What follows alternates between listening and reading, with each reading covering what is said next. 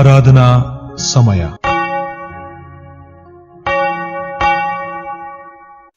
ಈ ದಿನದ ಆರಾಧನಾ ಸಮಯವನ್ನು ಪ್ರಾರಂಭಿಸುವ ಹಾಗೆ ಪ್ರಾರ್ಥನೆ ಮಾಡಿಕೊಳ್ಳೋಣ. ಪರಮ ಪ್ರೀತಿಯ ಸ್ವರ್ಗೀಯ ತಂದೆಯೇ, ನಿನ್ನ ನಾಮಕ್ಕೆ ಸ್ತೋತ್ರವನ್ನು ಸಲ್ಲಿಸುತ್ತೇವೆ. ಕಳೆದ ವರ್ಷವೆಲ್ಲ ನೀನು ನಮ್ಮನ್ನು ಕಾಪಾಡಿದ್ದಕ್ಕಾಗಿ, ನಮ್ಮ ಅಗತ್ಯತೆಗಳನ್ನು ಪೂರೈಸಿರುವುದಕ್ಕಾಗಿ, ನಮಗೆ ಕೊಟ್ಟಂಥ ಆರೋಗ್ಯಕ್ಕಾಗಿ ಹಾಗೂ ವಿಶೇಷವಾಗಿ ನೀನು ನಮ್ಮನ್ನು ಜೀವಿತರ ಪಟ್ಟಿಯಲ್ಲಿ ಇಟ್ಟಿರುವುದಕ್ಕಾಗಿ ನಿನಗೆ ಸ್ತೋತ್ರ. ಈ ನೂತನ ವರ್ಷವು ನಮ್ಮೆಲ್ಲರಿಗೂ ಶುಭದಾಯಕ ವರ್ಷವಾಗಿರಲಿ ಹಾಗೂ ಹರ್ಷ, ಉಲ್ಲಾಸ, ಶಾಂತಿ, ಸಮಾಧಾನವನ್ನು ಹೊತ್ತುಕೊಂಡು ಬರಲಿ ಎಂದು ಯೇಸು ಕ್ರಿಸ್ತನ ಮುದ್ದಾದ ನಾಮದಲ್ಲಿ ಪ್ರಾರ್ಥಿಸಿದ್ದೇನೆ ತಂದೆಯೇ, ಆಮೇನ್. ಹಾಡುವ ಸಂಗೀತಗಳಲ್ಲಿ 355ನೇ ಸಂಗೀತ. ಬನ್ನಿ ಕೂಡ ಹಾಡುವ ಹರ್ಷದಿಂದ ಗೀತವ.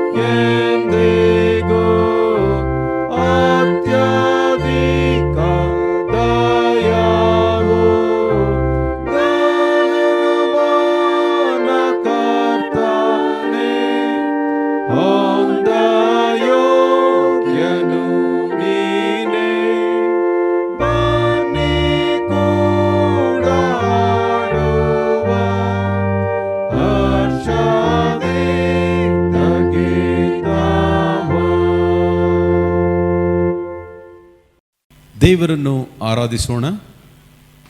ಕೃತಜ್ಞತಾಸ್ತುತಿಯೊಡನೆ ಆತನ ಮಂದಿರ ದ್ವಾರಗಳಿಗೂ, ಕೀರ್ತನೆಯೊಡನೆ ಆತನ ಅಂಗಳಗಳಿಗೂ ಬನ್ನಿರಿ. ಆತನ ಉಪಕಾರ ಸ್ಮರಿಸಿರಿ, ಆತನ ನಾಮವನ್ನು ಕೊಂಡಾಡಿರಿ. ಕರ್ತನು ಒಳ್ಳೆಯವನು, ಆತನ ಕೃಪೆಯು ಯುಗಯುಗಾಂತರಕ್ಕೂ, ಆತನ ಸತ್ಯತೆಯು ತಲತಲಾಂತರಕ್ಕೂ ಇರುವವು.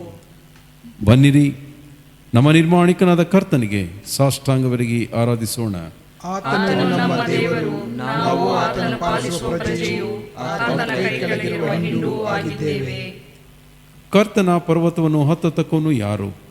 ಆತನ ಪವಿತ್ರ ಸ್ಥಾನದಲ್ಲಿ ನಿಲ್ಲುವುದಕ್ಕೆ ಎಂಥವನು ಯೋಗ್ಯನು? ಯಾವನು ಅಯೋಗ್ಯ ಕಾರ್ಯಗಳಿಗೆ ಮನಸ್ಸಿಡದೆ, ಮೋಸ ಪ್ರಮಾಣ ಮಾಡದೆ, ಶುದ್ಧ ಹಸ್ತವು ನಿರ್ಮಲ ಮನಸ್ಸುಳ್ಳವನಾಗಿದ್ದಾನೆ ಅವನೇ. ಕರ್ತನಾದ ನಮ್ಮ ದೇವರು ಕರುಣಿಸುವವನು, ಕ್ಷಮಿಸುವನು ಆಗಿದ್ದಾನೆ. ನಾವು ಆತನಿಗೆ ತಿರುಗಿ ಬಿದ್ದೆವಲ್ಲ. ಕರ್ತನಾದ ನಮ್ಮ ದೇವರ ಮಾತನ್ನು ಕೇಳಲಿಲ್ಲ, ನಮಗೆ ಗೊತ್ತು ಮಾಡಿದ ಧರ್ಮ ಮಾರ್ಗದಲ್ಲಿ ನಡೆಯಲಿಲ್ಲ.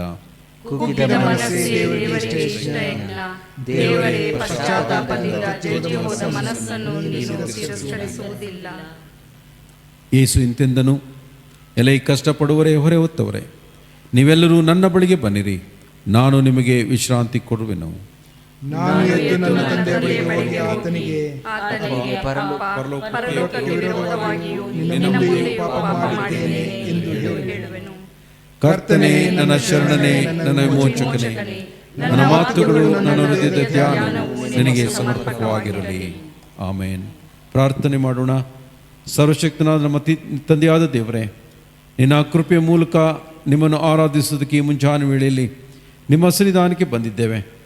ನಿಮ್ಮನ್ನು ಆರಾಧಿಸಲು ಮುಂದುವರಿಸುವಾಗ ನಮ್ಮ ಮೊದಲು ಇನ್ನೂ ಪ್ರಸನ್ನನಾಗಿ ನಾವು ಈ ಆರಾಧನೆ ನಮ್ಮನ್ನು ಇನ್ನೂ ಶುದ್ಧೀಕರಿಸಿಕೊಂಡು ನಿಮ್ಮನ್ನು ಆರಾಧಿಸೋಕ್ಕೆ ಸಹಾಯ ಮಾಡಬೇಕೆಂಬುದಾಗಿ ನಮ್ಮನ್ನು ನಿಮ್ಮ ಹಸ್ತಕ್ಕೊಪ್ಪಿಸಿಕೊಟ್ಟು ಯೇಸುವಿನಲ್ಲಿ ಈ ಪ್ರಾರ್ಥನೆಯನ್ನು ಬೇಡಿದ್ದೇವೆ ತಂದೆಯೇ, ಆಮೇನ್. ಕೆಲವು ಕ್ಷಣಗಳ ಕಾಲ ಮೌನವಾಗಿದ್ದು ನಾವು ನಮ್ಮ ಪಾಪದ ಅರಿಕೆಯನ್ನು ಒಟ್ಟಾಗಿ ಹೇಳೋಣ. ಪ್ರೀತಿ ಸ್ವರೂಪನಾದ ದೇವರೇ, ನನ್ನನ್ನು ಕರುಣಿಸು. ಕರುಣಾನಿಧಿಯೇ, ನನ್ನ ದ್ರೋಹವನ್ನೆಲ್ಲ ಅಳಿಸಿಬಿಡು. ನನ್ನ ಪಾಪವನ್ನು ಸಂಪೂರ್ಣವಾಗಿ ತೊಳೆದುಬಿಡು. ನನ್ನ ದೋಷವನ್ನು ಪರಿಹರಿಸಿ ನನ್ನನ್ನು ಶುದ್ಧಿಗೊಳಿಸು. ನಾನು ದ್ರೋಹಿ ಎಂದು ನಾನೇ ಒಪ್ಪಿಕೊಂಡಿದ್ದೇನೆ. ನನ್ನ ಪಾಪವು ಯಾವಾಗಲೂ ನನ್ನ ಮುಂದೆ ಇದೆ. ನಿನಗೆ ತಪ್ಪು ಮಾಡಿದ್ದೇನೆ. ನಿನ್ನ ದೃಷ್ಟಿಗೆ ಕೆಟ್ಟದಾಗಿರುವುದನ್ನೇ ಮಾಡಿದ್ದೇನೆ. ದೇವರೇ, ನನ್ನಲ್ಲಿ ಶುದ್ಧ ಹೃದಯವನ್ನು ನಿರ್ಮಿಸು. ನನಗೆ ಚಿರಚಿತ್ತವನ್ನು ಅನುಗ್ರಹಿಸಿ ನನ್ನನ್ನು ನೂತನಪಡಿಸು. ನಿನ್ನ ರಕ್ಷಣಾನಂದವನ್ನು ನಾನು ತಿರುಗಿ ಅನುಭವಿಸುವಂತೆ ಮಾಡು. ನನ್ನಲ್ಲಿ ಸಿದ್ಧ ಮನಸ್ಸನ್ನು ಹುಟ್ಟಿಸಿ ನನಗೆ ಆಧಾರನಾಗು. ಕೃಪಾಳು ಪ್ರಭುವೇ, ನಿನ್ನ ವಿಶ್ವಾಸಿಗಳಿಗೆ ಪಾಪ ಕ್ಷಮೆಯನ್ನು, ಶಾಂತಿಯನ್ನು ಅನುಗ್ರಹಿಸಿ ಅವರು ತಮ್ಮ ಎಲ್ಲ ಪಾಪಗಳಿಂದ ಶುದ್ಧೀಕರಣವನ್ನು ಹೊಂದಿ ಶಾಂತ ಚಿತ್ತರಾಗಿ ನಿನ್ನನ್ನು ಸೇವಿಸುವಂತೆ ದಯಪಾಲಿಸಬೇಕೆಂದು ನಮ್ಮ ಕರ್ತನಾದ ಯೇಸು ಕ್ರಿಸ್ತನ ಮುಖಾಂತರ ನಿನ್ನನ್ನು ಬೇಡಿಕೊಳ್ಳುತ್ತೇವೆ. ಆಮೇನ್. ಈ ದಿನದ ಸುವಾರ್ಥ ಪಾರಣಕ್ಕಾಗಿ ನೇಮಕವಾದಂಥ ಸುವಾರ್ಥ ವೇದ ಭಾಗವು ಶ್ರೀ ಲೂಕನು ಬರೆದ ಸುವಾರ್ತೆ 4ನೇ ಅಧ್ಯಾಯ 16ನೇ ವಚನದಿಂದ 21ನೇ ವಚನದವರೆಗೆ. ಶ್ರೀ ಲೂಕನು ಬರೆದ ಸುವಾರ್ತೆ 4ನೇ ಅಧ್ಯಾಯ 16ನೇ ವಚನದಿಂದ 21ನೇ ವಚನದವರೆಗೆ. ಹೀಗಿರಲಾಗಿ ಆತನು ತಾನು ಬೆಳೆದ ನಜರೇತಿಗೆ ಬಂದು ತನ್ನ ವಾಡಿಕೆಯ ಪ್ರಕಾರ ಸಬ್ಬತ್ ದಿನದಲ್ಲಿ ಸಭಾಮಂದಿರಕ್ಕೆ ಹೋಗಿ ಓದುವುದಕ್ಕಾಗಿ ಎದ್ದು ನಿಂತನು. ಆಗ ಯೆಶಾಯನೆಂಬ ಪ್ರವಾದಿಯ ಗ್ರಂಥದ ಸುರುಳಿಯನ್ನು ಆತನ ಕೈಗೆ ಕೊಡಲಾಗಿ ಆತನು ಆ ಸುರುಳಿಯನ್ನು ಬಿಚ್ಚಿ ಮುಂದೆ ಹೇಳುವ ಮಾತು ಬರೆದಿರುವ ಸ್ಥಳವನ್ನು ಕಂಡು ಓದಿದನು. ಆ ಮಾತೇನೆಂದರೆ, ಕರ್ತನ ಆತ್ಮವು ನನ್ನ ಮೇಲೆ ಅದೆ. ಆತನು ನನ್ನನ್ನು ಬಡವರಿಗೆ ಶುಭವರ್ತಮಾನವನ್ನು ಸಾರುವುದಕ್ಕೆ ಅಭಿಷೇಕಿಸಿದನು. ಸೆರೆಯವರಿಗೆ ಬಿಡುಗಡೆಯಾಗುವುದನ್ನು ಮತ್ತು ಕುರುಡರಿಗೆ ಕಣ್ಣು ಬರುವುದನ್ನು ಪ್ರಸಿದ್ಧಿಪಡಿಸುವುದಕ್ಕೂ, ಮನ ಮುರಿದವರನ್ನು ಬಿಡಿಸಿ ಕಳುಹಿಸುವುದಕ್ಕೂ, ಕರ್ತನು ನೇಮಿಸಿರುವ ಶುಭ ವರ್ಷವನ್ನು ಪ್ರಚುರಪಡಿಸುವುದಕ್ಕೂ ಆತನು ನನ್ನನ್ನು ಕಳುಹಿಸಿದ್ದಾನೆ ಎಂಬುದು. ಓದಿದ ಮೇಲೆ ಆತನು ಆ ಸುರುಳಿಯನ್ನು ಸುತ್ತಿ ಸಭಾಮಂದಿರದ ಆಳಿನ ಕೈಗೆ ಕೊಟ್ಟು ಕೂತುಕೊಂಡನು. ಅಲ್ಲಿದ್ದವರೆಲ್ಲ ಕಣ್ಣುಗಳು ಆತನ ಮೇಲೆಯೇ ಬಿದ್ದಿರಲಾಗಿ ಆತನು ಅವರಿಗೆ, ಈ ಹೊತ್ತು ನೀವು ನನ್ನ ಮಾತನ್ನು ಕೇಳುವಲ್ಲಿ ಈ ವೇದೋಕ್ತಿ ನೆರವೇರಿದೆ ಎಂದು ಹೇಳುತ್ತಿರುವಾಗ ಎಲ್ಲರೂ ಆತನನ್ನು ಹೊಗಳಿ ಆತನ ಬಾಯಿಂದ ಹೊರಡುವ ಇಂಪಾದ ಮಾತುಗಳಿಗೆ ಆಶ್ಚರ್ಯಪಟ್ಟು, ಇವನು ಯೋಸೇಫನ ಮಗನಲ್ಲವೇ ಎಂದು ಮಾತಾಡಿಕೊಂಡರು. ಕೀರ್ತನೆಗಳಲ್ಲಿ 106 ಹೃದಯವೆಂಬ ಬಾಗಿಲ ಬಳಿಯಲ್ಲಿ ಯೇಸು ಸ್ವಾಮಿಯು.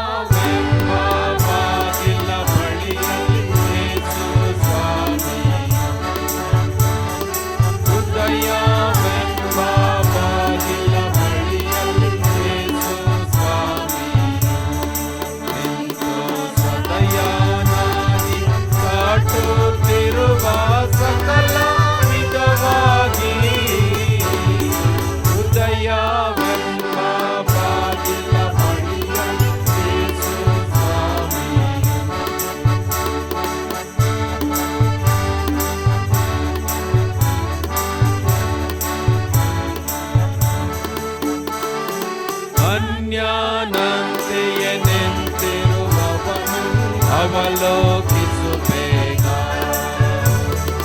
ಅನ್ಯಾನಂತೆಯೇ ನಿಂತಿರುವವನು ಅವಲೋಕಿಸು ಬೇಗ. ಆತನ ಅನ್ಯಾನಲ್ಲ, ಲೋಕರಕ್ಷಕ ಆತ್ಮಸೇತನು. ಹೃದಯವೆಂಬ ಬಾಗಿಲ ಬಳಿಯಲ್ಲಿ ಯೇಸು ಸ್ವಾಮಿಯು.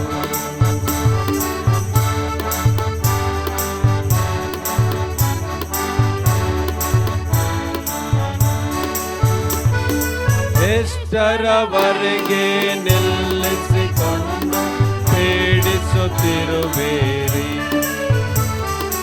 ಎಷ್ಟರವರೆಗೆ ನಿಲ್ಲಿಸಿಕೊಂಡು ಪೀಡಿಸುತ್ತಿರುವಿರಿ? ಎಷ್ಟೋ ದಯದಿ ಕರೆಯುತ್ತಲಿರುವನು ನಿಮ್ಮ ಮಿತ್ರರೇ. ಹೃದಯವೆಂಬ ಬಾಗಿಲ ಬಳಿಯಲ್ಲಿ ಯೇಸು ಸ್ವಾಮಿಯು. ಸೇರಿಸಿಕೊಳ್ಳಿರಿ ಹೃದಯಗಳಲ್ಲಿ ಶ್ರೀ ಕ್ರಿಸ್ತೇಸುವನು. ಸೇರಿಸಿಕೊಳ್ಳಿರಿ ಹೃದಯಗಳಲ್ಲಿ ಶ್ರೀ ಕ್ರಿಸ್ತೇಸುವನು. ಆತನು ಸೇರಿಸಿಕೊಂಡು ಕೊಡುವನು ನಿಮಗೆ ಸ್ಥಿರವಿರುವ ಕೃಪೆಯನ್ನು. ಹೃದಯವೆಂಬ ಬಾಗಿಲ ಬಳಿಯಲ್ಲಿ ಯೇಸು ಸ್ವಾಮಿಯು. ನಿಮ್ಮೆಲ್ಲರಿಗೂ ನಮ್ಮ ಕರ್ತನೂ ರಕ್ಷಕನೂ ಆಗಿರುವ ಯೇಸು ಕ್ರಿಸ್ತನ ಹೆಸರಿನಲ್ಲಿ ವಂದಿಸುವವನಾಗಿದ್ದೇನೆ. ಇಂದು ಹೊಸ ವರ್ಷದ ಮೊದಲನೆಯ ಭಾನುವಾರ. ದೇವರು ನಿಮ್ಮ ಮೇಲೆ ತೋರಿಸಿರುವ ಎಲ್ಲ ಒಳ್ಳೆತನಕ್ಕಾಗಿ ಕರ್ತನಿಗೆ ಕೃತಜ್ಞತೆಯನ್ನು ಸಲ್ಲಿಸುತ್ತಾ, ನೀವು ಹೊಸ ವರ್ಷವನ್ನು ಪ್ರವೇಶಿಸಿರುವುದಕ್ಕಾಗಿ ದೇವರಿಗೆ ಸ್ತೋತ್ರವನ್ನು ಸಲ್ಲಿಸೋಣ. ಮತ್ತು ನೀವು ನಿಮ್ಮ ಹೊಸ ವರ್ಷದ ನಿರ್ಣಯಗಳನ್ನು ಮಾಡಿದ್ದೀರೆಂದು ನಂಬುತ್ತೇನೆ. ಹೊಸ ವರ್ಷವು ನಿಮ್ಮ ಹಿಂದಿನ ವರ್ಷವನ್ನು ಮೌಲ್ಯಮಾಪನ ಮಾಡಲು ಮತ್ತು ಹೊಸ ನಿರ್ಣಯಗಳು ಮತ್ತು ಬದ್ಧತೆಗಳೊಂದಿಗೆ ಪ್ರಾರಂಭಿಸಲು ಉತ್ತಮ ಸಮಯವಾಗಿದೆ. ಜೀವನದಲ್ಲಿ ಗಮನ ಹರಿಸುವುದು, ಮುಖ್ಯ ಗುರಿಗಳನ್ನು ಇಟ್ಟುಕೊಳ್ಳುವುದು ಮತ್ತು ಒಳ್ಳೆಯ ಉದ್ದೇಶಗಳು ನಮಗೆ ನಿರ್ದೇಶನದ ಅರ್ಥವನ್ನು ನೀಡುತ್ತದೆ. ಲೂಕನು ಬರೆದ ಸುವಾರ್ತೆ 4ನೇ ಅಧ್ಯಾಯ 16ರಿಂದ 21 ಓದಲ್ಪಟ್ಟ ಸುವಾರ್ತಾಪಾರಣವನ್ನು ನಜರತ್ ಮ್ಯಾನಿಫೆಸ್ಟೋ ಪ್ರಣಾಳಿಕೆ ಎಂದು ಜನಪ್ರಿಯವಾಗಿ ಕರೆಯಲಾಗುತ್ತದೆ. ಯೇಸು ತನ್ನ ಭೂಲೋಕದ ಸೇವೆಯ ಆರಂಭದಲ್ಲಿ ಪ್ರಣಾಳಿಕೆಯನ್ನು ಘೋಷಿಸುತ್ತಾನೆ. ನಾವು ಹೊಸ ವರ್ಷವನ್ನು ಪ್ರಾರಂಭಿಸುವಾಗ ಯೇಸುವು ಸ್ವತಃ ಘೋಷಿಸಿದ ಪ್ರಣಾಳಿಕೆಯನ್ನು ನಾವು ಧ್ಯಾನಿಸುವುದು ಒಳ್ಳೆಯದು. ಮೊದಲನೇದಾಗಿ ಯೇಸು ತನ್ನ ಪ್ರಣಾಳಿಕೆಯನ್ನು ಧರ್ಮಗ್ರಂಥದ ಮೇಲೆ ಅಳವಡಿಸಿಕೊಂಡನು. ಲೂಕನು ಬರೆದ ಸುವಾರ್ತೆ 4ನೇ ಅಧ್ಯಾಯ 16ರಿಂದ 21 ಯೇಸು ಹೇಳಿದ ಮಾತುಗಳು ಯೆಶಾಯನ ಪ್ರವಾದನೆ ಗ್ರಂಥ 61ನೇ ಅಧ್ಯಾಯದಲ್ಲಿ ಕಂಡುಬರುತ್ತದೆ. ಆತನು ಧರ್ಮಗ್ರಂಥಗಳನ್ನು ಆತನ ಪ್ರಣಾಳಿಕೆಯ ಆಧಾರವನ್ನಾಗಿ ಬಳಸಿಕೊಂಡನು. ಆತನ ಸೇವೆಯ ಉದ್ದೇಶ ಮತ್ತು ಗುರಿಯು ಧರ್ಮಗ್ರಂಥಗಳ ಮೇಲೆ ಆಧಾರಿತವಾಗಿತ್ತು. ಯೇಸು ತನ್ನ ಸೇವೆಯ ಹಲವಾರು ಸಂದರ್ಭಗಳಲ್ಲಿ ಧರ್ಮಗ್ರಂಥಗಳ ಭಾಗಗಳನ್ನು ಉಲ್ಲೇಖಿಸಿರುವುದನ್ನು ನಾವು ಗಮನಿಸುತ್ತೇವೆ. ಇದು ನಮಗೆ ಬಹಳ ಮುಖ್ಯವಾದ ಪಾಠವಾಗಿದೆ. ಇಂದು ಅನೇಕರು ಭವಿಷ್ಯ ನುಡಿಯುವ ಮತ್ತು ಪ್ರಮುಖ ನಿರ್ಧಾರಗಳನ್ನು ತೆಗೆದುಕೊಳ್ಳಲು ಮಾರ್ಗದರ್ಶನ ನೀಡುವ ದೇವ ಮಾನವರ ಹಿಂದೆ ಓಡುವ ಮೂಲಕ ಆಧ್ಯಾತ್ಮಿಕತೆಗೆ ಶಾರ್ಟ್ಕಟ್ಗಳನ್ನು ಕಂಡುಕೊಳ್ಳುತ್ತಿದ್ದಾರೆ. ಆದಾಗ್ಯೂ ನಮಗೆ ದೇವರ ಪ್ರಾಥಮಿಕ ಬಹಿರಂಗಪಡಿಸುವಿಕೆಯು ಆತನ ಲಿಖಿತ ದೇವರ ವಾಕ್ಯವಾಗಿದೆ. ನಾವು ಮೊದಲು ಸತ್ಯವೇದವನ್ನು ಓದಬೇಕು ಮತ್ತು ಅಧ್ಯಯನ ಮಾಡಬೇಕು ಮತ್ತು ದೇವರ ವಾಕ್ಯ ನಮ್ಮೊಂದಿಗೆ ಮಾತನಾಡಲು ಅನುಮತಿಸಬೇಕು. ನಾವು ಈ ಹೊಸ ವರ್ಷವನ್ನು ಪ್ರಾರಂಭಿಸುವಾಗ ನಾವು ನಮ್ಮ ಗುರಿಗಳನ್ನು, ಉದ್ದೇಶಗಳನ್ನು ವಾಕ್ಯಾನುಸಾರ ಅನುಸರಿಸೋಣ. ಎರಡನೇದಾಗಿ, ಯೇಸುವು ಆತ್ಮನಿಂದ ನಡೆಸಲ್ಪಟ್ಟನು. ಕರ್ತನ ಆತ್ಮವು ನನ್ನ ಮೇಲಿದೆ ಎಂದು ಯೇಸು ಘೋಷಿಸಿದನು. ಇದು ಮತ್ತೊಮ್ಮೆ ದೊಡ್ಡ ಮಹತ್ವವನ್ನು ಹೊಂದಿದೆ. ಯೇಸು ಕೇವಲ ಬೌದ್ಧಿಕ ಘೋಷಣೆಯನ್ನು ಮಾಡುತ್ತಿಲ್ಲ ಅಥವಾ ಪರಿಸ್ಥಿತಿ ಅಥವಾ ಅಗತ್ಯಕ್ಕೆ ಸರಳವಾಗಿ ಪ್ರತಿಕ್ರಿಯಿಸುತ್ತಿಲ್ಲ. ದೇವರ ಆತ್ಮವು ಆತನ ಮೇಲಿದೆ ಎಂದು ಸ್ಪಷ್ಟವಾಗಿ ಆತನು ಘೋಷಿಸುತ್ತಾನೆ. ಕರ್ತನ ಆತ್ಮವು ಗುಣಪಡಿಸುವುದಕ್ಕೂ, ಬೋಧಿಸಿ ಉಪದೇಶಿಸುವುದಕ್ಕೂ ಮತ್ತು ಸಮನ್ವಯಗೊಳಿಸುವುದಕ್ಕೂ ಕಾರಣವಾಗುತ್ತದೆ. ಯೇಸುವು ಸ್ವತಃ ದೇವರಾಗಿರುವುದರಿಂದ ಆತನನ್ನು ಮುನ್ನಡೆಸುವ ಕರ್ತನ ಆತ್ಮವನ್ನು ಅನುಭವಿಸಿದನು. ಯೇಸು ನಮಗೆ ಪವಿತ್ರಾತ್ಮವನ್ನು ವಾಗ್ದಾನ ಮಾಡಿದ್ದಾನೆ. ಆತ್ಮವು ನಮ್ಮನ್ನು ಸಂತೈಸುತ್ತಾ ಮತ್ತು ಮಾರ್ಗದರ್ಶನ ಮಾಡುತ್ತದೆ. ಪವಿತ್ರಾತ್ಮವು ನಮ್ಮ ಪಾಪಗಳ ಬಗ್ಗೆ ನಮಗೆ ಅರಿವು ನೀಡುವುದು ಮಾತ್ರವಲ್ಲದೆ ಸತ್ಯದ ಕಡೆಗೆ ನಮ್ಮನ್ನು ನಡೆಸುತ್ತದೆ. ನಾವು ಹೊಸ ವರ್ಷವನ್ನು ಪ್ರಾರಂಭಿಸುವಾಗ ಸರಿಯಾದ ನಿರ್ಧಾರಗಳನ್ನು ಮಾಡಲು ಮತ್ತು ನಮ್ಮ ಯೋಜನೆಗಳನ್ನು ಪವಿತ್ರಾತ್ಮದಿಂದ ಮುನ್ನಡೆಸಲು ಪ್ರತಿದಿನ ಮತ್ತು ಪ್ರತಿ ಕ್ಷಣವೂ ಪವಿತ್ರಾತ್ಮನನ್ನು ಕೇಳಿಕೊಳ್ಳೋಣ. ಮೂರನೇದಾಗಿ, ಯೇಸುವು ಬಡವರನ್ನು, ತುಳಿತಕ್ಕೊಳಗಾದವರು, ಸೆರೆಯಾಳುಗಳನ್ನು ಮತ್ತು ಕುರುಡರನ್ನು ಪರಾಂಬರಿಸುತ್ತಿದ್ದನು. ಯೇಸುವಿನ ಸೇವೆಯು ವಂಚಿತ ಮತ್ತು ತುಳಿತಕ್ಕೊಳಗಾದ ಜನರ ಮೇಲೆ ಕೇಂದ್ರೀಕೃತವಾಗಿತ್ತು. ಬಡವರು, ತುಳಿತಕ್ಕೊಳಗಾದವರು, ಕೈದಿಗಳು ಮತ್ತು ಕುರುಡರು, ನಿರ್ಲಕ್ಷಿಸಲ್ಪಟ್ಟವರು ಜನರು ಅಂತಹ ಜನರನ್ನು ತನ್ನ ಆದ್ಯತೆಯಾಗಿ ಮಾಡಿಕೊಂಡಿದ್ದನು. ಅಂತಹ ಜನರನ್ನು ಅವರ ಮೇಲಿನ ದಬ್ಬಾಳಿಕೆಯಿಂದ ಬಿಡುಗಡೆ ಮಾಡಲು ಮತ್ತು ಜೀವನದ ಪೂರ್ಣತೆಯನ್ನು ಅನುಭವಿಸಲು ಅವರಿಗೆ ಸಹಾಯ ಮಾಡಲು ಆತನು ಬಯಸಿದನು. ಅಂಥವರನ್ನು ಇಂದಿಗೂ ನಿರ್ಲಕ್ಷಿಸಲಾಗಿದೆ ಎಂದು ಹೇಳಬೇಕಾಗಿಲ್ಲ. ನಮ್ಮ ಹೆಚ್ಚಿನ ಯೋಜನೆಗಳು ಶ್ರೀಮಂತರು ಮತ್ತು ಪ್ರಸಿದ್ಧ ವ್ಯಕ್ತಿಗಳ ಮೇಲೆ ಕೇಂದ್ರೀಕೃತವಾಗಿದೆ. ನಮ್ಮ ಯೋಜನೆಯಲ್ಲಿ ಬಡವರು ಮತ್ತು ತುಳಿತಕ್ಕೊಳಗಾದವರಿಗೆ ಆದ್ಯತೆ ನೀಡುವುದು ಬಹಳ ಅಪರೂಪ. ನಾವು ಕೆಲವೊಮ್ಮೆ ನಮಗೆ ಅನುಕೂಲಕರವಾದ ಸ್ಥಳಗಳು, ಮೆಚ್ಚುಗೆಯನ್ನು ಪಡೆಯುವ ಸ್ಥಳಗಳು ಮತ್ತು ಜನರ ಮೆಚ್ಚುಗೆಯನ್ನು ಪಡೆಯುವ ಸ್ಥಳಗಳಲ್ಲಿ ನಮ್ಮ ಆದ್ಯತೆಗಳನ್ನು ಮಾಡುವವರಾಗಿದ್ದೇವೆ. ನಾವು ಈ ಹೊಸ ವರ್ಷವನ್ನು ಪ್ರಾರಂಭಿಸುವಾಗ ನಮ್ಮ ಗಮನವನ್ನು ಬದಲಾಯಿಸಬಹುದೇ? ಬಡವರು, ನಿರ್ಗತಿಕರು ಮತ್ತು ದುರ್ಬಲರಿಗೆ ಆದ್ಯತೆ ನೀಡಬಹುದೇ? ಯೇಸು ತನ್ನ ಪ್ರಣಾಳಿಕೆಯನ್ನು ಘೋಷಿಸಿದ್ದಲ್ಲದೆ ಅಂತಹ ಜನರ ನಡುವೆ ಹೋಗಿ ಅವರಿಗೆ ಸೇವೆ ಸಲ್ಲಿಸಿದನು. ಮತ್ತಾಯನು ಬರೆದ ಸುವಾರ್ತೆ 25ನೇ ಅಧ್ಯಾಯ 40ರಲ್ಲಿ ಯೇಸುವಿನ ಮಾತುಗಳನ್ನು ನಾವು ನೆನಪಿಸಿಕೊಳ್ಳೋಣ. ನಿಜವಾಗಿ ನಾನು ನಿಮಗೆ ಹೇಳುತ್ತೇನೆ, ನನ್ನ ಈ ಕನಿಷ್ಠ ಸಹೋದರರು ಅಥವಾ ಸಹೋದರಿಯರಲ್ಲಿ ಒಬ್ಬರಿಗಾದರೂ ನೀವು ಏನು ಮಾಡುತ್ತೀರೋ ನೀವು ಅದನ್ನು ನನಗೂ ಮಾಡಿದ ಹಾಗಾಯಿತು ಎಂದು ಹೇಳಿದ್ದಾನೆ. ನಿಮಗೆ ಹೊಸ ವರ್ಷದ ಶುಭಾಶಯಗಳು ಮತ್ತು ಹೊಸ ವರ್ಷದ ನಿಮ್ಮ ಎಲ್ಲ ಯೋಜನೆಗಳು, ಗುರಿಗಳು ಮತ್ತು ನಿರ್ಣಯಗಳು ದೇವರ ವಾಕ್ಯವನ್ನು ಆಧರಿಸಲೇ. ದೇವರ ವಾಕ್ಯವನ್ನು ಓದಿರಿ ಮತ್ತು ದೇವರು ನಿಮ್ಮೊಂದಿಗೆ ಮಾತನಾಡಲು ಅವಕಾಶವನ್ನು ಕೊಡಿರಿ. ದೇವರ ಆತ್ಮನು ಮಾರ್ಗದರ್ಶನ ನೀಡಲಿ ಮತ್ತು ನಿಮ್ಮ ದೈನಂದಿನ ಜೀವನದಲ್ಲಿ ದೇವರ ಬಹಿರಂಗ ಮತ್ತು ಮುನ್ನಡೆಯನ್ನು ನೀವು ಕಂಡುಕೊಳ್ಳಲಿ. ಮತ್ತು ಯೇಸುವು ಆದ್ಯತೆ ನೀಡಿದಂತೆ ಬಡವರಿಗೆ, ತುಳಿತಕ್ಕೊಳಗಾದವರಿಗೆ, ದುರ್ಬಲರಿಗೆ, ಕೈದಿಗಳಿಗೆ ಮತ್ತು ಕುರುಡರಿಗೆ ಆದ್ಯತೆಯನ್ನು ನೀಡೋಣ. ನಾವೆಲ್ಲರೂ ಒಟ್ಟಾಗಿ ಅಪೋಸ್ತಲರ ವಿಶ್ವಾಸ ಸೂತ್ರವನ್ನು ಅರಿಕೆ ಮಾಡೋಣ. ಪರಲೋಕ ಭೂಲೋಕಗಳನ್ನು ಸೃಷ್ಟಿಸಿದ ಸರ್ವಶಕ್ತನಾಗಿರುವ ತಂದೆಯಾದ ದೇವರನ್ನು ನಂಬುತ್ತೇನೆ. ಆತನ ಏಕಕುಮಾರನಾಗಿರುವ ನಮ್ಮ ಪ್ರಭುವಾದ ಯೇಸು ಕ್ರಿಸ್ತನನ್ನು ನಂಬುತ್ತೇನೆ. ಈತನು ಪರಿಶುದ್ಧಾತ್ಮನಿಂದ ಕನ್ಯಾಮರಿಗಳ ಗರ್ಭದಲ್ಲಿ ಧರಿಸಲ್ಪಟ್ಟು ಆಕೆಯಲ್ಲಿ ಹುಟ್ಟಿ ಪೊಂತಿ ಪಿಲಾತನ ಆಧಿಪತ್ಯದಲ್ಲಿ ಶ್ರಮೆ ಹೊಂದಿ ಶಿಲುಬೆಗೆ ಜಡಿಯಲ್ಪಟ್ಟು ಸತ್ತು ಹುಣಲ್ಪಟ್ಟು ಪಾತಾಳಕ್ಕೆ ಇಳಿದು ಮೂರನೇ ದಿವಸದಲ್ಲಿ ಸತ್ತವರೊಳಗಿಂದ ಎದ್ದು ಪರಲೋಕಕ್ಕೆ ಏರಿ ಹೋಗಿ ಸರ್ವಶಕ್ತನಾಗಿರುವ ತಂದೆಯಾದ ದೇವರ ಬಲಪಾರ್ಶ್ವದಲ್ಲಿ ಕುಳಿತುಕೊಂಡು ಇರುತ್ತಾನೆ. ಈತನು ಅಲ್ಲಿಂದ ಬಂದು ಬದುಕಿರುವವರಿಗೂ ಸತ್ತವರಿಗೂ ನ್ಯಾಯ ತೀರಿಸುವನು ಎಂಬುದನ್ನು ನಂಬುತ್ತೇನೆ. ನಾನು ಪರಿಶುದ್ಧಾತ್ಮ ನಂಬುತ್ತೇನೆ. ಒಂದೇ ಪರಿಶುದ್ಧ ಕ್ರೈಸ್ತ ಸಭೆಯು, ಭಕ್ತರ ಅನ್ಯೋನ್ಯತೆಯು, ಪಾಪದ ಪರಿಹಾರವು, ದೇಹದ ಪುನರುತ್ಥಾನವು, ನಿತ್ಯ ಜೀವವು ಉಂಟೆಂಬುದನ್ನು ನಂಬುತ್ತೇನೆ. ಆಮೆನ್. ಸಂಗೀತಗಳಲ್ಲಿ 356ನೇ ಸಂಗೀತವನ್ನು ಹಾಡೋಣ. ದಯಾಳುವಾದ ದೇವರು ಅತ್ಯಂತ ಪ್ರೀತಿಯಿಂದಲೂ.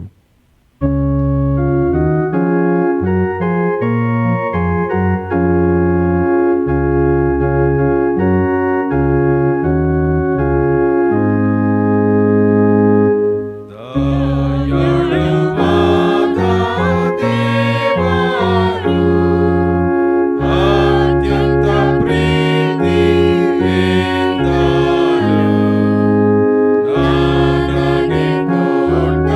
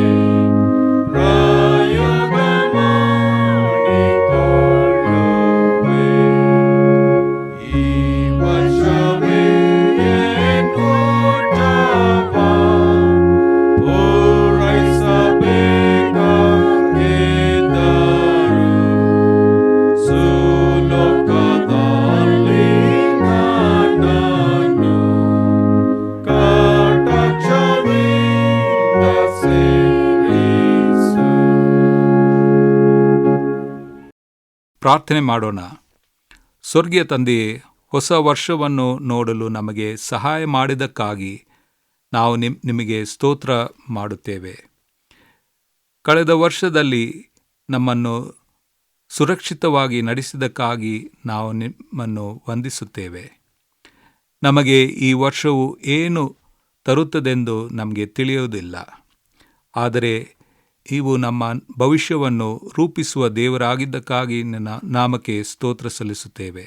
ನಾವು ನಿಮ್ಮ ವಾಕ್ಯವನ್ನು ಓದುವಾಗ ಮತ್ತು ಧ್ಯಾನಿಸುವಾಗ ನೀವು ನಮ್ಮೊಂದಿಗೆ ಮಾತನಾಡಬೇಕೆಂದು ನಾವು ಬಯಸುತ್ತೇವೆ. ನಿನ್ನ ಪವಿತ್ರ ಆತ್ಮನ ಮಾರ್ಗದರ್ಶನವನ್ನು ನಮಗೆ ನೀಡು. ನಮ್ಮ ಸುತ್ತಲಿರುವ ಬಡವರು ಹಾಗೂ ಕಷ್ಟದಲ್ಲಿರುವವರನ್ನು ಅವರಿಗೋಸ್ಕರ ಸೇವೆ ಮಾಡುವಂತೆಯೂ ಅವರಿಗೋಸ್ಕರ ಪ್ರಾರ್ಥನೆ ಮಾಡುವಂತೆಯೂ ನಮಗೆ ಸಹಾಯ ನೀಡು. ಯೇಸುವಿನ ದಿವ್ಯನಾಮದಲ್ಲಿ ಬೇಡಿಕೊಳ್ಳುತ್ತೇವೆ. ನಾವೆಲ್ಲರೂ ಒಟ್ಟಾಗಿ ಕರ್ತನ ಪ್ರಾರ್ಥನೆಯನ್ನು ಹೇಳೋಣ. ಪರಲೋಕದಲ್ಲಿರುವ ನಮ್ಮ ತಂದೆಯೇ, ನಿನ್ನ ನಾಮವು ಪರಿಶುದ್ಧವೆಂದು ಎಣಿಸಿಕೊಳ್ಳಲಿ. ನಿನ್ನ ರಾಜ್ಯವು ಬರಲಿ. ನಿನ್ನ ಚಿತ್ತವು ಪರಲೋಕದಲ್ಲಿ ನೆರವೇರುವ ಪ್ರಕಾರ ಭೂಲೋಕದಲ್ಲಿಯೂ ನೆರವೇರಲಿ.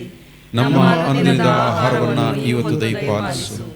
ನಮಗೆ ತಪ್ಪು ಮಾಡಿದವರನ್ನು ನಾವು ಕ್ಷಮಿಸಿದಂತೆ ನಮ್ಮ ತಪ್ಪುಗಳನ್ನು ಕ್ಷಮಿಸು. ನಮ್ಮನ್ನು ಶೋಧನೆಗೆ ಸೇರಿಸದೆ ಕೇಡಿನಿಂದ ನಮ್ಮನ್ನು ತಪ್ಪಿಸು. ರಾಜ್ಯವು, ಬಲವು, ಮಹಿಮೆಯು ಸದಾ ಕಾಲವು ನಿನ್ನದೇ ಸ್ವಾಮಿ. ಆಮೆನ್. ನಮ್ಮ ಕರ್ತನಾದ ಯೇಸು ಕ್ರಿಸ್ತನ ಕೃಪೆಯು, ತಂದೆಯಾದ ದೇವರ ಪ್ರೀತಿಯು, ಪವಿತ್ರ ಆತ್ಮನ ಅನ್ಯೋನ್ಯತೆಯು ನಮ್ಮ ಸಂಗಡ ಸದಾ ಕಾಲವು ನೆಲೆಗೊಂಡಿರಲಿ. ಆಮೇನ್.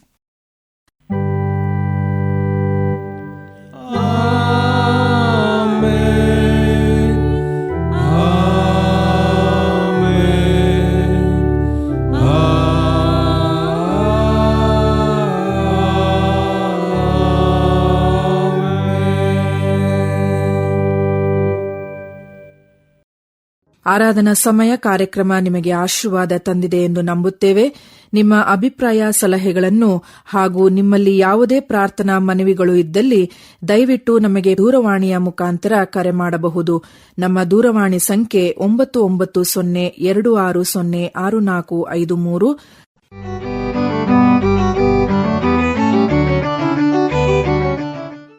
ಶ್ರೋತೃಗಳೇ, ನಿಮಗೆ ಮತ್ತೊಮ್ಮೆ ನೆನಪಿಗೆ ತರುತ್ತಾ ಇದ್ದೇವೆ. ಫೀಬಾ ಕಾರ್ಯಕ್ರಮದ ಬಗ್ಗೆ ಇನ್ನೂ ಹೆಚ್ಚಾಗಿ ತಿಳಿದುಕೊಳ್ಳಬೇಕಾದಲ್ಲಿ ನಮ್ಮ ಡಿಸ್ಕ್ರಿಪ್ಷನ್ ಬಾಕ್ಸ್ನಲ್ಲಿ ನೀಡಿರುವ ಲಿಂಕ್ನ ಮುಖಾಂತರ ನೀವು ತಿಳಿದುಕೊಳ್ಳಬಹುದು, ಅಥವಾ ಫೋನ್ ಮತ್ತು ಇಮೇಲ್ ಮೂಲಕವೂ ನಮ್ಮನ್ನು ಸಂಪರ್ಕಿಸಬಹುದು.